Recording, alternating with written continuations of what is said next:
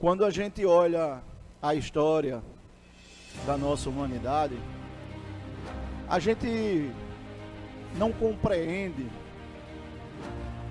como foi possível, dentro dos regimes mais autoritários e ditatoriais, se chegar ao que a gente observa, por exemplo, ao que aconteceu com os judeus, o nazismo.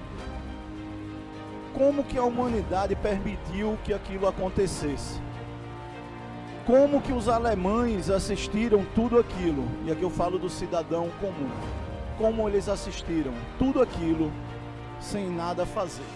No ano de 1933, foi emitido um decreto do Comissário de Saúde de Berlim, proibindo os médicos judeus de prestarem atendimento voluntário na cidade. Começaram com os médicos. Nem trabalho voluntário era permitido. No dia 7 de abril do mesmo ano, a Lei para a Reorganização do Serviço Público Profissional demitiu os judeus dos cargos governamentais. E no mesmo dia, a lei referente à admissão na profissão legal proibiu o ingresso de judeus na Ordem dos Advogados da Alemanha. No dia 25 de abril, a lei contra a superlotação de escolas e universidades limitou o número de estudantes judeus nas escolas públicas daquele país. No dia 4 de outubro, ainda de 1933, a lei dos editores, vereador Valmir, proibiu os judeus de exercerem cargos editoriais. Eles ocuparam toda a imprensa, tirando os judeus. Em 1935, no dia 21 de maio, a lei militar expulsou os oficiais judeus do exército alemão. No dia 15 de setembro do mesmo ano, os líderes nazistas anunciaram as leis de Nuremberg. Em 1936, no dia 11 de janeiro, a medida executiva referente à lei dos impostos do Reich proibiu os judeus de trabalharem também como consultores fiscais.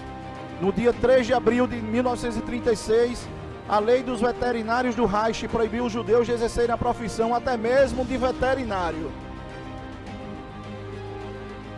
Em 1937, no dia 9 de abril, o prefeito de Berlim ordenou que as escolas públicas não aceitassem mais crianças judias. 4 anos até agora se passaram de perseguição aos judeus.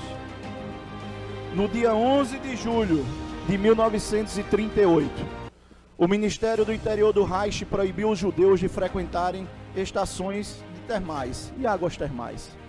No dia 3 de outubro, o decreto referente ao confisco de propriedades judaicas determinou a transferência de bens dos judeus para os alemães não judeus. No dia 12 de novembro do mesmo ano, o decreto referente à exclusão dos judeus da vida econômica ordenou o fechamento de todas as empresas que pertenciam a judeus.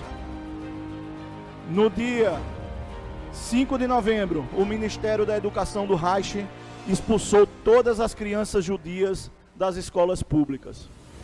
No dia 28 de novembro, o Ministério do Interior do Reich restringiu a livre circulação dos judeus no país. Foram 5 anos de leis pós-leis, retirando os direitos das pessoas. Em 1939, é estabelecido o gueto de Varsóvia. O gueto de Varsóvia foi a prisão cercada por um muro de 3 metros de todos os judeus, sob a justificativa, senhor presidente, de que os judeus transmitiam doenças, de que os judeus eram os principais responsáveis pela febre tífica. Os judeus foram vítimas, assim como os ucranianos, de uma das maiores tragédias provocadas pelo ser humano, capitaneadas por ditadores revolucionários, com mentalidades autoritárias e dispostas a fazer tudo em nome de um pseudo bem comum. As pessoas que viveram na Alemanha assistiram tudo isso, debaixo da propaganda de Goebbels, e do medo de pegar doença, do medo propagado pela imprensa ocupada pelos alemães, como a gente bem viu através da lei que ocupou e proibiu os judeus de ocuparem lugares em redação. O governo da Austrália, notícia de agora, tá? O governo da Austrália criou um campo de quarentena para pessoas infectadas. Talvez campo de quarentena lembre muito campos de concentração. Aquelas pessoas que ocupavam lá o gueto de Varsóvia, vereadora Silvânia, em 1939, em pouco tempo foi direcionada para Auschwitz, a sua grande maioria. E todos nós conhecemos a história de Auschwitz. Outra notícia, senhor presidente, dos dias de hoje.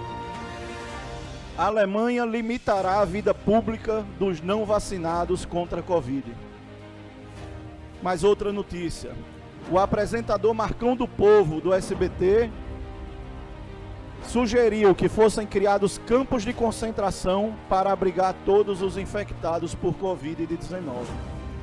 Senhor presidente, como eu disse, desculpe minha relação, mas nós não podemos jamais cair nos mesmos erros que a humanidade já caiu. Durante a epidemia, nós vimos governadores prender pessoas porque estavam em parques públicos, retirar liberdades individuais, proibir a livre circulação, proibir lojas de funcionar, tudo em nome de uma pseudociência que até hoje tenta se compreender. Agora, senhor presidente, a perseguição é contra aqueles que resolveram não se vacinar. E mais uma vez aqui eu digo, doutor Valmir, vereador doutor Valmir, eu tomei a primeira dose no mesmo dia que me foi liberado. Tomei a segunda dose na data que estava prevista. Não tenho absolutamente nada contra a vacinação.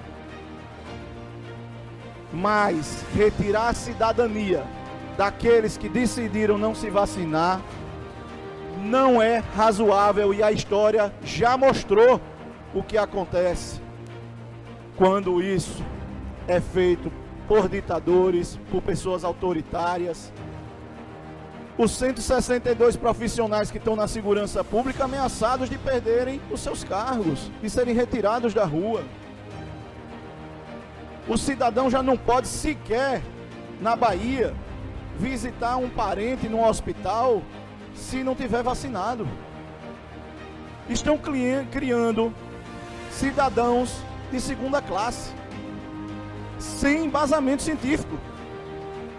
Agora, qual é a racionalidade? Qual é a racionalidade se exigir o passaporte de vacinação se a vacina não impede a transmissão? Vereador doutor Valmir. Não tem embasamento. Não tem embasamento, e aqui eu repito, eu sou a favor da vacinação. Eu me vacinei, minha família toda se vacinou. Não se trata disso. A gente se trata aqui de pessoas que, pela sua livre vontade, resolveram não se vacinar. E elas têm esse direito. O risco que está correndo é elas. Agora, dividir a população em cidadãos e co-cidadãos marginalizados por uma decisão pessoal de não se vacinar não é razoável. Querem garantir a segurança da saúde? Peçam teste. Façam teste na população, vamos testar.